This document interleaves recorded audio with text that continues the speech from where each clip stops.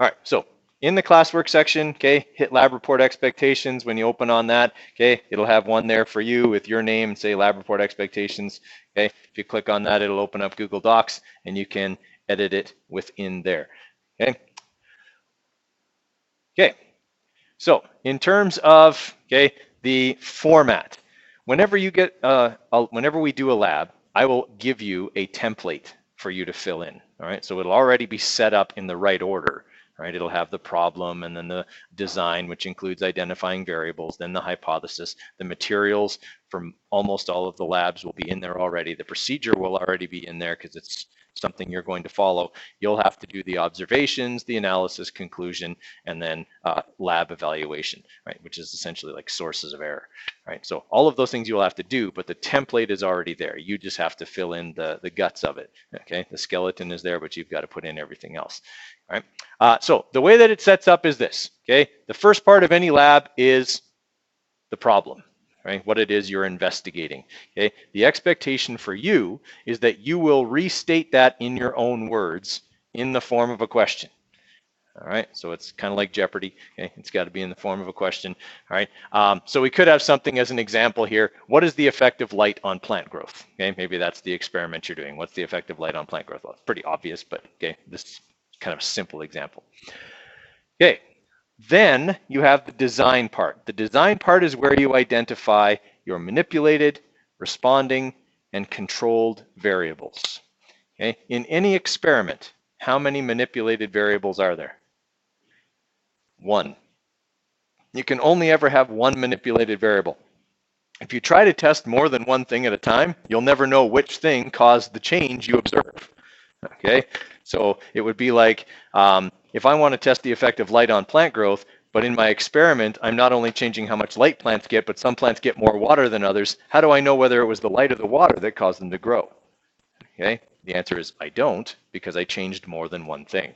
All right, I need to keep everything except what I want to test, in this case light, the same for all of my plants. They all get the same they all get the same amount of water. They all get planted in the same kind of dirt. All that kind of stuff stays the same for all of them so that I'm only testing one thing. All right, so there'll only ever be one manipulated variable. Okay, so the expectation when you're identifying your variables is that you will first identify it and then explain why. Okay, so in this case, okay, our manipulated variable is the amount of light given to plants, because all subjects will receive different amounts of light, and light powers photosynthesis. So I'm saying, here's why plants need light. It has this effect on them, and I'm going to change it in this experiment. Okay, so I've said I'm identifying this as the manipulated variable. Here's why it's going to be manipulated and how it's going to affect it. Okay, that's what goes in your explanation. So for each variable, there should be, at least a decently long sentence explaining why you think that is the manipulated variable. All right, everybody clear on that one? Okay, responding variable or variables. It's possible to have more than one responding variable. Okay, when I'm testing the effect of light on plant growth, I can measure plant growth in a number of different ways. I could take the mass of the plant. I could measure the height of the plant. I could count the number of leaves. Or I could do qualitative stuff like this plant looks healthier than that one because the leaves aren't wilted on this one, but they're wilted on that one. Okay, this one looks bleached because it's sitting in the sun sitting in light 24 hours a day, whereas this one only gets 12 hours. Okay, things like that are more qualitative, but they're still valid variables to observe. Okay, so there can be more than one responding variable. Oftentimes there are. Okay, everybody with me on that? All right, so I would identify it. Okay, in this case, I'm going to be pretty general. I just said the growth of plants, because plants getting more light have more energy for growth. All right, and I might even want to write in there, growth is going to be measured in this way. All right, I'm going to measure the height of the plant or how big the carrot gets or whatever. Okay, whatever it is I'm using. For your controlled variables, okay, you're going to need to identify 3 controlled variables. All right, there's probably more than that. In any good experiment, there's going to be a lot of variables that could affect your experiment that you don't want to affect your experiment. Okay, so these were the things I was talking about before. Okay, in a lab where I'm testing the effect of light on plant growth, I want to make sure that everything else that can affect the growth of a plant stays the same for all my plants. Okay, so in this experiment, I might have 10 different plants. Let's say 12 different plants. Okay, one plant gets no sunlight, then one gets like 2 hours, 4 hours, 6 hours, and so on up to 24 hours a day. Okay, for all of those plants, the other factors that affect plant growth have to stay the same. They all get the same amount of water. They're all the same kind of plant. It would be very unfair to compare a carrot to a pea to a spruce tree. Okay, they all grow differently. Same soil. If I'm putting fertilizer in, same amount, same kind, okay, all of that kind of stuff. All the other conditions, temperature needs to remain the same. They should effectively all be grown in the same room with separate little boxes with lights that I can just turn on and off, so I can make sure that everything except light stays the same for all those plants. Okay, so you have to come up with 3 controlled variables for each experiment, and in your explanation, you need to tell me why you have to control them. Okay, so I would say I have to control the amount of water that a plant receives because water is a factor that affects plant growth. All the plants have to receive the same amount of water or it will skew the results of the experiment. Okay, does that make sense? There's going to be way more than 3. You just have to pick up 3. Okay. All right, so that's like your first 5 marks. Okay, the first category that I evaluate a lab report in is the design portion, right? And so that's looking at your problem as well as your variables. Okay? If you just identify the variables and don't explain them, you're probably just going to get 2 out of 5, okay? Even if they're right. Yeah, the explanations are kind of the important part there. All right, after I've identified my variables, okay, then I need to have a hypothesis. Now, a hypothesis, contrary to what you've probably been told all along in your life, is not a guess. Okay, a hypothesis is not a guess. A hypothesis is a statement. All right, it says, here's what is going on. Here's what I'm going to do to test this idea, and I'm predicting these results. Okay, in a hypothesis, you tell people what you know, what you're going to do, and what your results will be. A hypothesis has to set you up to be right or wrong. Okay? Science is not politics. You can't talk in circles, say a bunch of things, and sit on both sides of the fence. Okay? You have to say, this is what's going to happen because this is what's going on. If you're wrong, you're wrong. That's fine. Okay? I'm not going to dock you marks on a hypothesis because the hypothesis ends up being proven wrong by the experiment. There's absolutely nothing wrong with that. Most of the time in real science, that's what happens. Okay? Most hypotheses are actually proven wrong in an experiment. That's how we learn. Okay? This hypothesis is not acceptable, so you come up with a new one. You modify it slightly, you test it again until finally you get it right. Okay? So like most of the time, hypotheses are wrong, and that's okay. Right? So in a hypothesis, we always have 3 words. Okay? There are 3 words that are always in a hypothesis. Okay? Those 3 words are if, and then.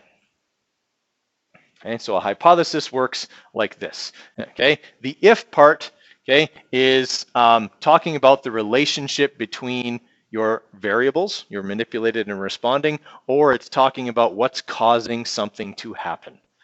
Right? The and part of an experiment, of the hypothesis, describes the experiment briefly. Okay, you don't need to go into a lot of detail. You just need to briefly say, this is what I'm going to do. Okay, the then part is talking about the expected results. It's your prediction. Okay, this is where we get the idea that a hypothesis is a guess. It's not really a guess. You're saying, here's what's going on. This is what I'm going to do. Here's the results I'll get if I'm right.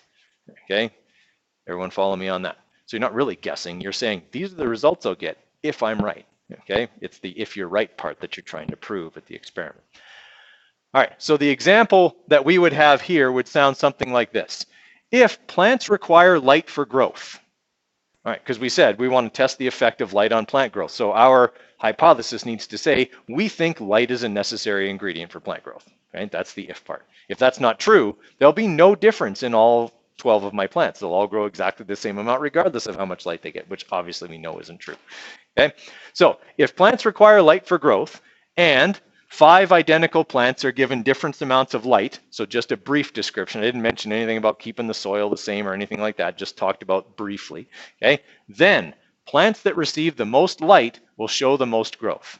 Okay, I'm putting it out there. This is what's going to happen. I'm either going to be right or wrong. All right. If that's not the results I get, if all the plants grow the same, this hypothesis is crap. I got to throw it out. Okay. Obviously, I'm going to be right. Okay. But is it possible for me to be partially correct? Yeah, it is. Okay. It may not be entirely true that the plants that get the most light end up growing the most, because there's kind of a tipping point where you can get too much light. Yeah. Okay. You can roast a plant if you're giving it 24 hours of sun or 24 hours of artificial light even every day. Okay. So I might find that to a point my hypothesis is true, but there's a fall off point that after this many hours is not so good for them anymore. Okay, that could happen. Okay, so again, the if part, okay, is what is the cause of the problem or the relationship being investigated. The and part describes the experiment briefly, and the then part is what to expect if you are correct.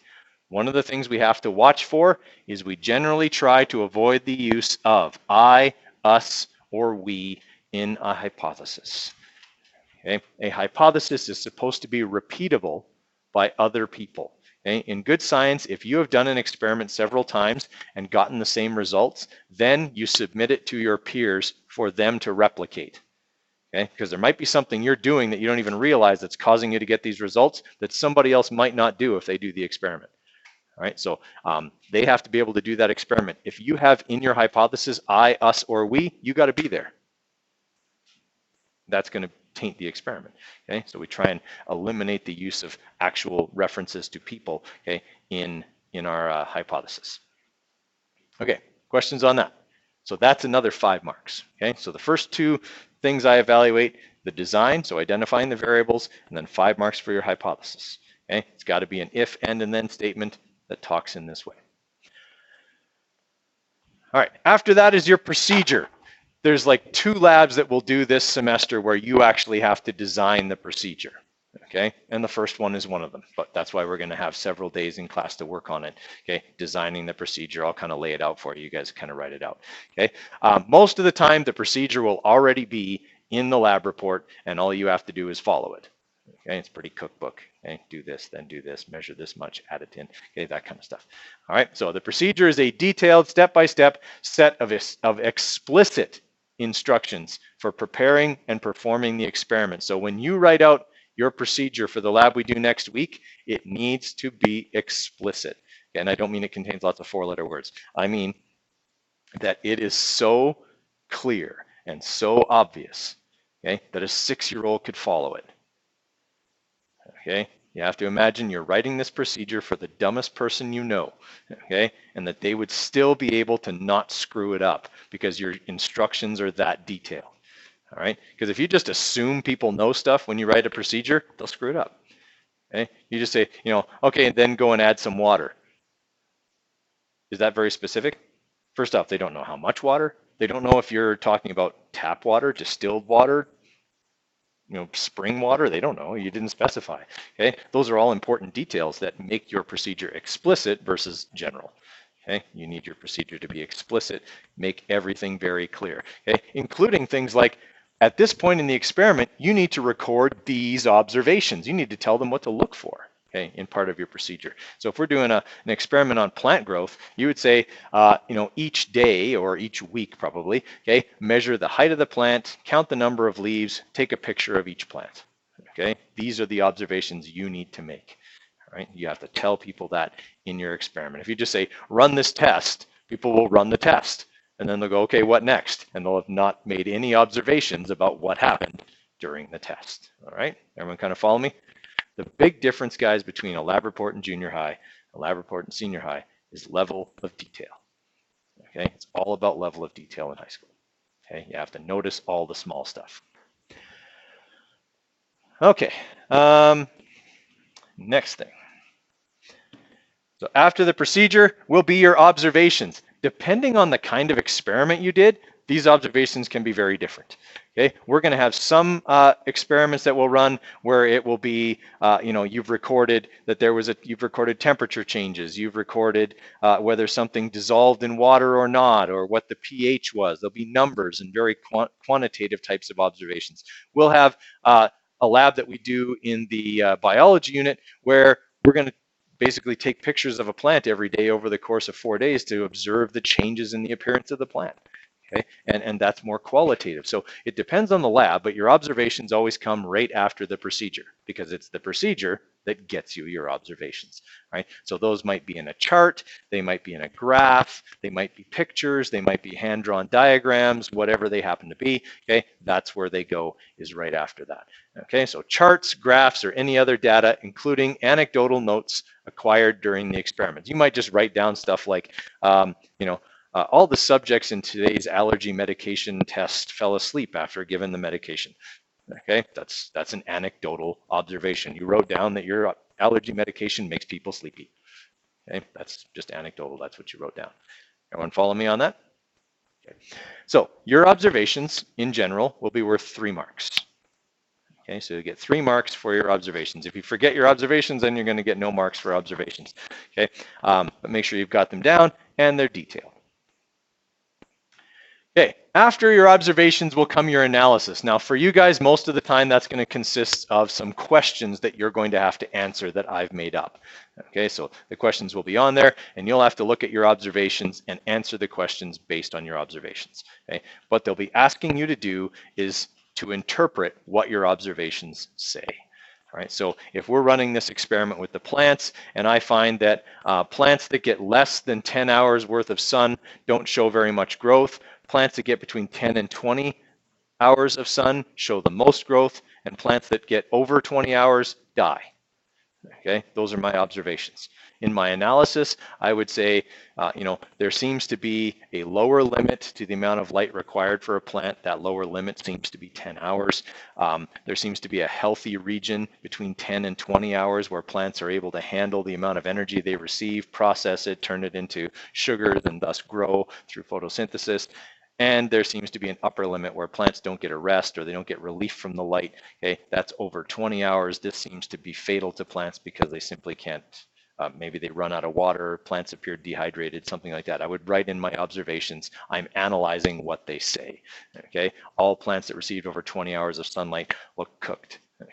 Okay, well, that's an important observation. Here's what that probably means. I'm making some assumptions, but I'm using my observations to do that. Okay, that's what you do in the analysis.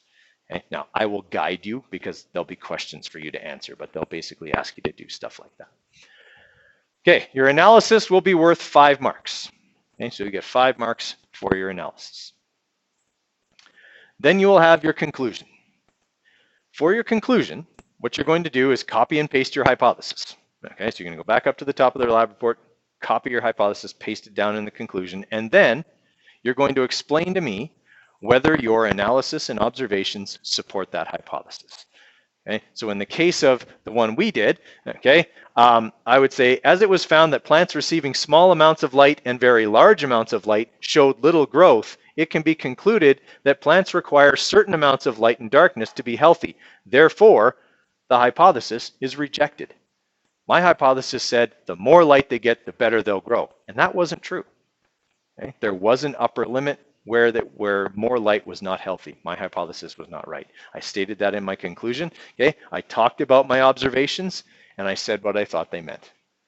Okay, everyone follow me there. So your conclusion should be a couple of sentences. There's a few things you have to do in the conclusion part. Okay, you copy and paste your hypothesis and then you tell me how your observations and analysis support it or reject it. Okay, it's one or the other. Okay, that'll be worth 4 marks. And then after that is your evaluation. You need to identify 2 sources of error within the experiment that could have interfered with your ability to gather good data and thus come to a proper conclusion. Okay? Sometimes those are simple things like, they're environmental things. Like maybe the temperature changed during the experiment, or maybe for this experiment, having plants in separate boxes meant that maybe their waste gases might be trapped in there with them, and that could have possibly stunted some of their growth.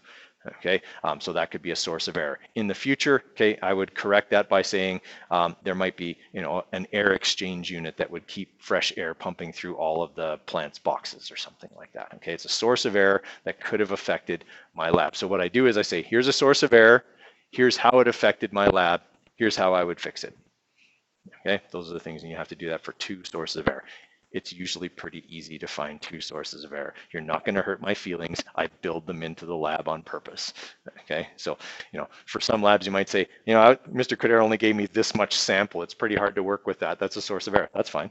Okay, yeah, it would probably be easier to do an experiment if you had a big, huge amount of something. Okay, that's legitimate. Okay, that sort of making sense? All right, so you have that document there. Okay, it's a good one to refer back to when you're writing your lab reports, or at least for the first couple of labs. Okay, so you get the idea of what I'm going to expect, and I'm going to run through that again. Each and every lab, I walk through all of this for each and every lab, so you have a chance to kind of write down ideas, things like that, so that it's pretty clear. Okay. All right, we will leave it at that for today, guys. Okay, tomorrow we're going to start talking about properties of compounds. Okay, we might do a little bit of naming here and there over the next couple days, but we're not going to spend like an entire class sitting and doing worksheets because that's boring. Okay.